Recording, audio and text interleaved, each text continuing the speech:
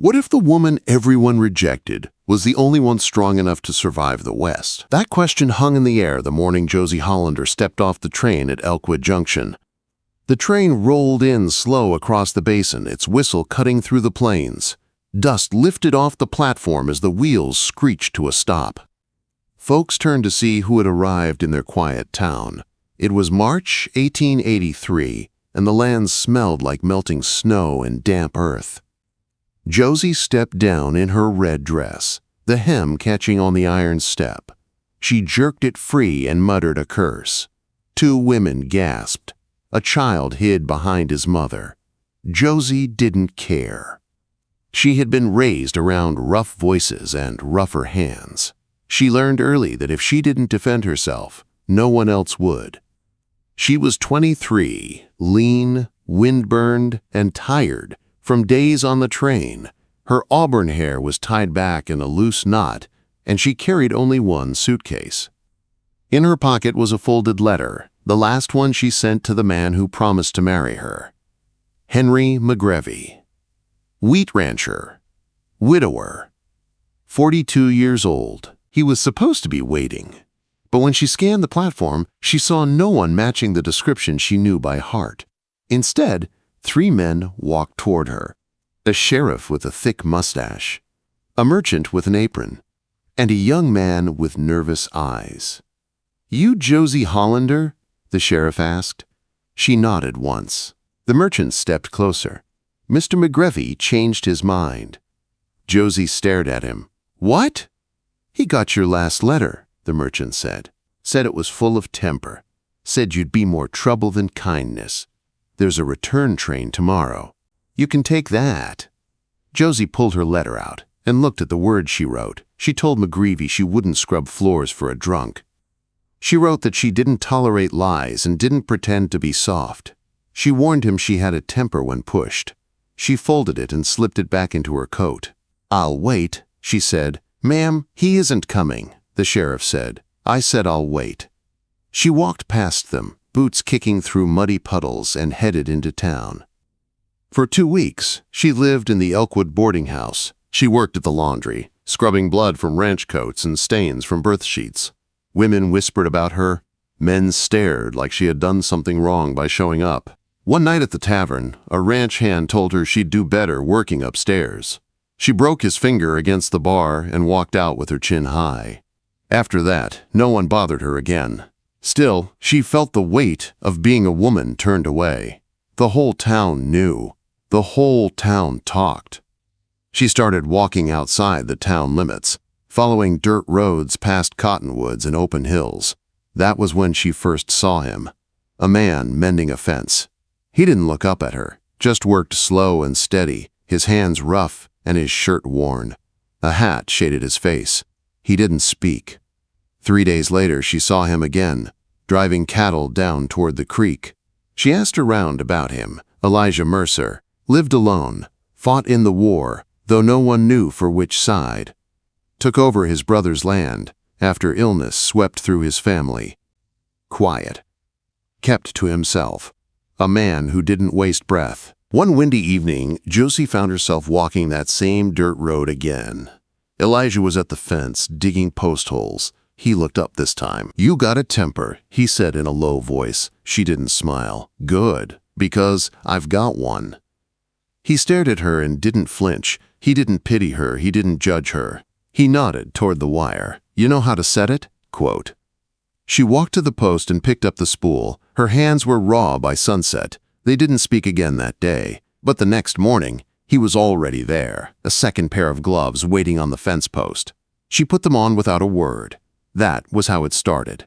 Day after day through April, they worked together. She learned how to fix gates, clear brush, and dress her blisters. At night, she went back to the boarding house, exhausted but lighter somehow. By May, she woke before dawn and walked straight to Elijah's land. He never asked why she kept coming, and she never asked why he kept setting out gloves for her. One Sunday, rain poured so hard the hills turned to rivers. She almost stayed home but kept walking. She found Elijah kneeling in mud, trying to save a calf stuck beside its mother. Josie dropped to her knees without thinking. Together they worked until the calf slid free, slick with blood and rain. The calf lived. The cow didn't. They buried her behind the barn. Josie could barely stand from the cold. Elijah brought her into his cabin. It was small, plain, warm. He gave her dry blankets and hot beans. He took the chair and gave her the bed. The next morning he was chopping wood like nothing had changed. But something had. She didn't return to the boarding house that day, or the next. Whispers spread through town again. Folks said she was godless, too wild, too loud. Some men muttered that Mercer had been trapped by her temper. But Josie didn't care. She hadn't come west to be liked. She'd come to be free. And Elijah Mercer was the first man who didn't try to make her smaller. For a time it seemed enough. But trouble on the frontier always finds its way to those who fight for their place. And Josie's fight was only beginning. The first sign of danger came quiet, like the land was holding its breath. It happened in late July. 3 cattle vanished from Elijah's pasture. No broken fence, no tracks, no blood. They were simply gone. Elijah searched the fields until sunset, jaw tight, eyes sharp. Josie checked the boundary lines, every gate, every trough. Nothing. The next sign came 1 week later. Hoof prints behind the cabin. Deep prints. Heavy. Close to the window. Too close. Josie woke early that morning, stepped into the gray light, and saw the marks in the mud. One rider. Staying long enough to watch. Elijah walked out barefoot, rifle in hand. He stared at the prints for a long time. "That's not a drifter," Josie said. "No." He said nothing more, but the next day he bought another rifle. The day after that, they began sleeping in shifts. Josie installed a lock on the door. Elijah nailed metal scraps to reinforce the shutters. The air grew dry. The nights felt too still. Then came the fire. Josie woke to an orange glow crawling across the cabin wall. She burst outside. The barn was blazing. Flames shot into the sky, turning the night into a furnace. Horses screamed inside. Elijah ran in with a cloth over his face. Josie hauled water until her arms shook. They pulled the horses out, but the barn fell in on itself, burning down to black bones. Someone had soaked the straw with lamp oil. The next morning, Elijah found it hanging from the fence. A crude doll. Its hair made from dried grass, its body carved into a woman's shape, its chest nailed through with a rusted spike. Josie didn't need to ask who did it. Henry McGravy, the man who had rejected her at the train station, the man who sent word she was too mean for him, a man who stared too long at her in town and smirked like she was something he had thrown away, a man who hated that she survived without him. "He's trying to ruin you," she told Elijah that night. "I know. Let me talk to him." "No." "Why not?" "Because you'll kill him." She didn't deny it. From that day, she carried a knife. Elijah's brother's knife. Sheathed in her boot by morning and under her pillow by night. But the attacks kept coming. Every week, another cow vanished. Always clean. Always without a trace. Town gossip grew sharp. People whispered again that Josie had brought a curse. Some said Mercer's land was turning bad because he married a woman with fire in her bones. Josie ignored them. She had no time to care about gossip. Then came the letter, left on their doorstep. "You don't belong here. Take the woman and leave." Elijah burned it without a word. Josie stood outside that night until dawn, listening to the wind, gripping the knife hidden in her skirt. In early August, the worst sign of all appeared. A steer gutted and hanging from a cottonwood tree, blood pooled below it, another doll nailed to its ribs, its hair red thread. Josie stood still, her jaw tight. "Enough," Elijah whispered. He cleaned his old Winchester. Josie sharpened her knife until her hands cramped. They set traps, cold, wide, deadly. They rode the perimeter every dusk. Elijah on the mare, Josie on the stubborn mule. They didn't speak much. They didn't need to. The land spoke for them. Something was coming. And then it came. 2 nights later, just after dark, Josie smelled it first. Burnt pitch, grease, men. She stepped to the window. 4 wagons, 6 riders, torches, McGrevy in front.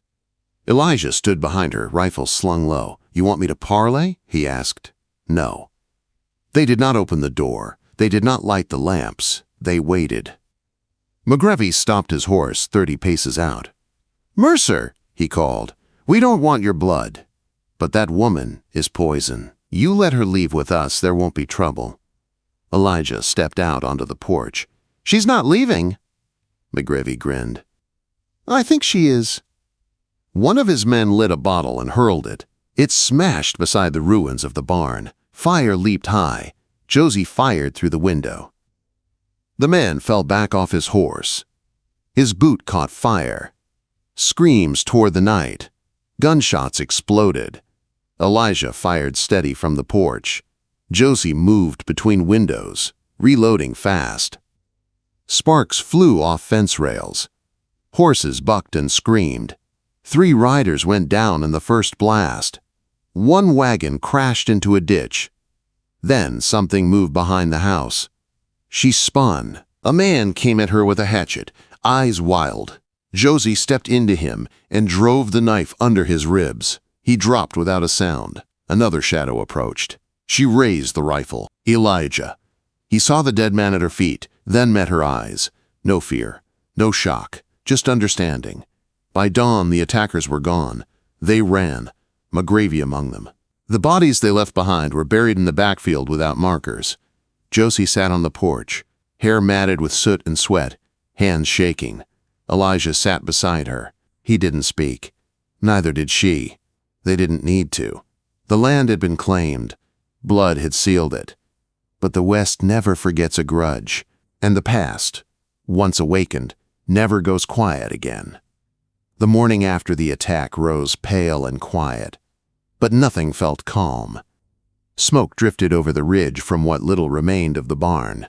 Frost clung to the ground even though it was summer. Josie walked barefoot through the wet grass, staring at the blackened ruins, feeling the land breathe heavy beneath her feet. Elijah was already at work, hammering a new fence post with the same steady rhythm he always used. He didn't talk about the attack, didn't talk about the dead men, didn't talk about McGrevy escaping into the dark, but the silence between them felt different now. A weight settled in the dirt, quiet but sure. Josie worked through the morning with aching arms and cracked fingers. She gathered burned pieces of the barn, buried the last ashes, recoiled the wire, checked every trap. She walked the property line twice. The wind had changed direction overnight, blowing from the north and carrying an uneasy smell. When they rode into town weeks later for supplies, the whispering stopped. The store clerk avoided their eyes. The reverend pretended not to see them. The sheriff rode out to the edge of their land once, stared a long time, then turned around without saying a word. McGrevy was gone. His ranch sold to a stranger. Some said he fled south. Others said he died alone from a wound he tried to hide. Josie didn't care. Vengeance didn't make life easier. It only cleared the path ahead. That fall, Josie barely slept. She woke often, unsure if she was hearing wind or footsteps. Elijah never asked why. He just stayed close. He didn't speak like a poet or a dreamer. But there was something steady in how he watched her move across the field, something almost gentle. Winter came sharp. Snow climbed up the cabin walls. One night, while the creek froze hard and the sky turned deep and black, Josie placed Elijah's hand on her stomach. "I think I'm carrying," she said. He looked at her with slow understanding, then nodded once. "Cold winter," he said. "We'll need more wood." But the next morning, a hand-carved cradle sat by the hearth. Smooth pine, no words carved, just waiting. The baby came in April. A girl. Silent, small, dark-haired, fists tight, like she was born ready to fight the world. Josie delivered her alone. Elijah stood outside with a shotgun in hand, guarding the tree line. When she called him inside, he only sat beside them and watched the fire crackle. Josie named her Wren. Life settled into new rhythm. Wren learned to walk in the dirt outside the cabin, learned to plant corn, chase chickens, stack wood. Josie taught her how to set wire. Elijah taught her how to listen for danger. The years moved slow and strong. People in Elkwood pretended to forget the fire, the night of gunshots, the men who never came home. But the land never forgot, and neither did Wren. She was 12 the first time she saw someone hang in town. A horse thief. The crowd watched. Wren did too. She didn't look away. Death wasn't new to her. It lived in the stories her mother whispered at night when the fire burned low. Kids in town called her witch seed. Said she was strange, cold, quiet. Once a girl threw mud at her behind the schoolhouse. Wren didn't fight, didn't cry. She followed the girl home after sunset and left a dead crow nailed to her door with bone tied to its beak. No one bothered her again. That summer, Wren found something buried near the old gulch. A wooden doll with red thread hair and a rusted nail driven through its chest. She brought it home. Josie unwrapped it and went still. "Where?" she whispered. "Near the rocks by the south fence." Quote, "For the first time in years, Wren saw fear in her mother's eyes, but it vanished as fast as it came. "They're ghosts now," Josie said. Wren didn't answer. Some things didn't stay dead. 2 weeks later, a boy went missing. Caleb Tarn, the sheriff's son. His horse came home without him, saddle wet, rider gone. The whole town panicked. Old stories rose back up. Old fear seeped through walls. Josie kept Wren close. Elijah checked every trap, walked every border, oiled every hinge. But Wren slipped out anyway, quiet as dusk, heading toward the creek bed where the boy vanished. She didn't find blood. She didn't find tracks. But she found a stone, carved with one word. Hollander, her mother's name. Not Mercer. She touched the letters. The grooves were fresh. When she came home, Josie was waiting. "You went out there." "Yes." "What did you see?" "My name." Josie sat down hard, like something inside her folded in on itself. "You weren't supposed to carry this." "It carried me," Wren said. "They didn't light the fire that night. They sat in the dark, the cabin breathing with them. The wind crept around the walls like an old memory. The boy was never found. The stone was never spoken of again. But Wren understood. Some legacies don't fade. Some blood remembers. Josie Hollander Mercer carved her life from dust and fire. Rejected at the station, cursed by whispers, tested by men who wanted her broken. But she stayed. She fought. She built a home. And she raised a daughter who was born not to forget, but to finish what others tried to bury. On that land, under those trees, in a cabin built by grit and stubborn hope, the story lived on. And the land, wild and unforgiving, kept watching.